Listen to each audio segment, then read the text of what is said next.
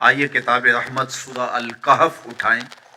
اللہ تعالیٰ نے ایک واقعہ بیان کیا ہے حضرت موسیٰ اور حضرت خضر علیہ السلام کا، کہ حضرت موسیٰ علیہ السلام عزم مصمم کر کے جب چلے تو اللہ فرماتا ہے کہ ہم نے حضرت موسیٰ علیہ السلام کو جس بندے کی نشانی بتائی تھی وہ بندہ ان کو وہاں مل گیا۔ سفید چادر اوڑھے حضرت خضر علیہ السلام وہاں لیٹے ہوئے تھے، تو یہ جا کے ان کے پاس کھڑے ہو گئے کہ حضرت میں آپ کی خدمت میں اس لیے آیا ہوں کہ اللہ نے آپ کو جو خصوصی علم عطا کیے ہیں میں ان کو سیکھنے کی غرض سے آپ کی چوکھٹ پہ آیا ہوں۔ کہا تم میرے ساتھ صبر نہیں کر پاؤ گے، معاملے مشکل ہیں، سفر دشوار ہے، منزل کٹھن ہے، اور میرے معاملات ایسے ہیں کہ تم اعتراض کرو گے اس کے بغیر تم رہ نہیں سکتے۔ حضرت موسیٰ علیہ السلام نے کہا اگر اللہ نے چاہا تو آپ دیکھیں گے میں صبر کروں گا اور آپ کے کسی حکم کی کسی کام کی میں نافرمانی نہیں کروں گا، کسی کام کا انکار نہیں کروں گا۔ کہا کہ اچھا شرط یہ ہے کہ جو میں کروں اس پر تم اعتراض نہیں کرو گے، سوال نہیں کرو گے، یہاں تک کہ میں خود ہی نہ بتاؤں۔ تو کہا کہ یہ شرط ٹھہری، میں کوئی بات نہیں کروں گا۔ فانطلقا، دونوں چل پڑے، دریا کے پار جانا تھا۔ جو کشتی کا مالک تھا، کشتی باندھ تھا، وہ حضرت خضر علیہ السلام کو جانتا تھا تو اس نے کرایہ بھی نہیں لیا، لیکن جب کشتی پر سوار ہوئے تو عصا مار کے حضرت خضر علیہ السلام نے کشتی کا ایک پھٹا توڑ دیا۔ تو بے ساختہ حضرت موسیٰ علیہ السلام نے کہا آپ نے پھٹا توڑ دیا، یہ سارے ڈوب جائیں؟ کہا میں نے کہا تھا نا تم میرے کاموں پہ صبر نہیں کر پاؤ گے۔ حضرت موسیٰ کو یاد آیا، کہا میں بھول گیا تھا، اس پر مواخذہ نہ کیجیے۔ پھر دونوں چل پڑے۔ بچے کھیل رہے تھے، ایک خوبصورت لڑکا وہ بھی بچوں میں کھیل رہا تھا۔ حضرت خضر آگے بڑھے اور اس کی گردن مروڑ دی، اس کو قتل کر دیا۔ صاحب شریعت تھے حضرت موسیٰ علیہ السلام، نہ رہ سکے، پھر بول پڑے ایک جان کو بغیر کسی جان کے بدلے میں قتل کر دیا، اس نے گوایا کیا تھا ہمارا؟ آپ نے بہت ہی جو ہے وہ غلط کام کیا، یہ کام اچھا نہیں کیا آپ نے۔ کہا میں نے کہا نہیں تھا کہ تم میرے ساتھ صبر نہیں کر پاؤ گے۔ کہا ایک موقع اور دے دیجئے، اب اگر میں نے کوئی اعتراض اٹھایا تو پھر دوبارہ مجھے آپ اپنی صحبت میں نہ رکھیے، عذر تمام ہو جائے گا۔ پھر دونوں چل پڑے، یہاں تک کہ ایک بستی میں دونوں آئے تو آپ نے بستی والوں سے کہا کہ ہم مہمان ہیں، آپ ہماری مہمان نوازی کیجیے، کھانا کھلائیے۔ تو انہوں نے انکار کر دیا، کہا کہ ہم تو آپ کو بلایا نہیں ہے، آپ خود آئے ہیں، آپ اپنے کھانے کا خود انتظام کیجیے۔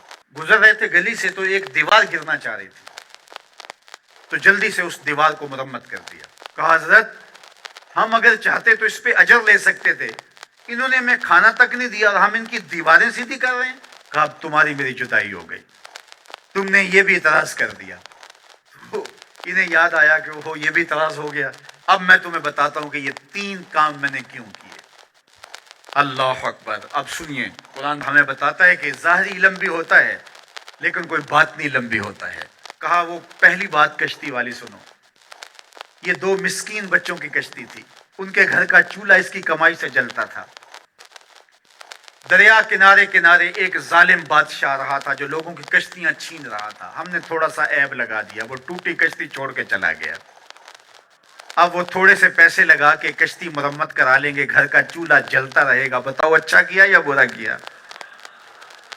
کہا رہی بات اس بچے کی جس کو ہم نے قتل کیا، اس کے ماں باپ مومن تھے، نیک تھے، صالح تھے، بچے نے بڑا ہو کے بہت برا ہونا تھا، ہم نے اس کو قتل کر دیا، اللہ اس کے بدلے ان کو بہتر اولاد دے گا۔ علماء تفسیر نے لکھا ہے اس بچے کے بدلے میں اللہ نے ان والدین کو ایک بیٹی عطا کی جس کی نسل سے 70 نبی پیدا ہوئے۔ دیوار کی کہانی بھی سن لیجئے، یہ شہر کے 2 یتیم بچوں کی دیوار تھی اور اس کے نیچے ان کا خزانہ تھا اور ان کا باپ بڑا نیک تھا۔ خزانہ دیوار کے نیچے ہے، دیوار گرنا چاہ رہی ہے، کسی معمولی دھکے سے گر جاتی۔ 2 ہی صورتیں تھی، یا وہ بچے خود اپنا خزانہ اٹھا لیتے یا لوگ اٹھا کے لے جاتے۔ لوگ اٹھا کے لے جاتے پھر بھی ہاتھ میں کچھ نہ آیا، اور اگر وہ خود اٹھا لیتے تو بچے ہیں، بچپنے کی وجہ سے وہ اس کو اڑا دیتے۔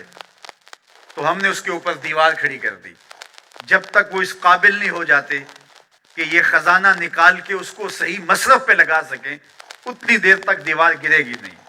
اللہ اکبر۔ وہ کسی وجہ سے دیوار قائم رہے گی، اور جب وہ اس عمر کو پہنچ جائیں گے جس عمر میں وہ اس خزانے کو سنبھال سکیں گے تو پھر دیوار خود بخود گر جائے گی اور یہ خزانہ نکال کر کے اپنے کام پہ لے آئیں گے۔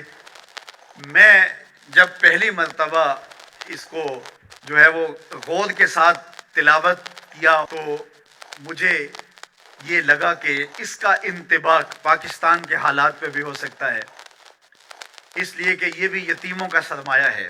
کتنے یتیم روتے بلکتے رہ گئے اور ان کے سر سے جو ہے وہ سائے اٹھ گئے اس وطن کے لیے، لیکن میرے مالک نے اس ملک کے خزانوں پر گہرے پہاڑ اور بڑی بڑی دیواریں کھڑی کر دی ہیں۔ جب تک یہ قوم بلوغت تک نہیں پہنچے گی اتنی دیر تک وہ خزانے ظاہر نہیں ہوں گے، اور جب یہ قوم اپنی بلوغت تک پہنچے گی، شعوری بلوغت، فکری بلوغت، علمی بلوغت، اور رب سے جو وعدہ کیا تھا پاکستان کا مطلب کیا، لا الہ الا اللہ، جب اس بلوغت تک یہ پہنچ جائے گی، اس وعدے کی تکمیل ہوگی، پھر رب دیوار ہٹا دے گا اور پاکستان کو اللہ اتنے خزانے دے گا اور پاکستان ایسا مالا مال ہوگا دنیا دیکھنے آئے گی انشاءاللہ۔ اس لیے رب نے دیواریں بنا کے رکھی۔ تمہارا باپ معین الدین چشتی بڑا نیک تھا، تمہارا باپ داتا گنج بخش علی حجویری بڑا نیک تھا، تمہارا باپ حضرت مجدد الف ثانی بڑا نیک تھا، ان کی وجہ سے میں دیواریں کھڑی کر رہا ہوں اور مضبوط حصار لگا رہا ہوں تمہارے خزانوں پر، اور وہ وقت آئے گا جب تم بلوغت کی عمر کو پہنچو گے دیواریں ہٹ جائے گی اور تمہارا وطن زمانے پہ مہکتے پھول کی طرح اور چمکتے ستاروں کی طرح اور روشن آفتاب کی طرح چمکتا اور مہکتا دکھائی دے گا، اور زمانہ پاکستان دیکھنے آئے گا، پاکستان دنیا کی قیادت کرے گا انشاءاللہ۔ تو کہا یہ تعویل ہے ان باتوں کی جو باتیں میرے رب نے مجھے بتائی، اور یہ میں نے اپنی مرضی سے نہیں کہیں، اور جو میں نے کیا اپنی مرضی سے نہیں کیا۔ تو یہ باطنی باتیں ہیں، شاید یہ باطنی باتوں کے جوش میں یہ بات بھی میں کر گیا۔ وہ کیا کسی نے کہا تھا کہ بھری محفل میں ایک راز کی بات کہہ دی، بڑا بے ادب ہوں سزا چاہتا ہوں۔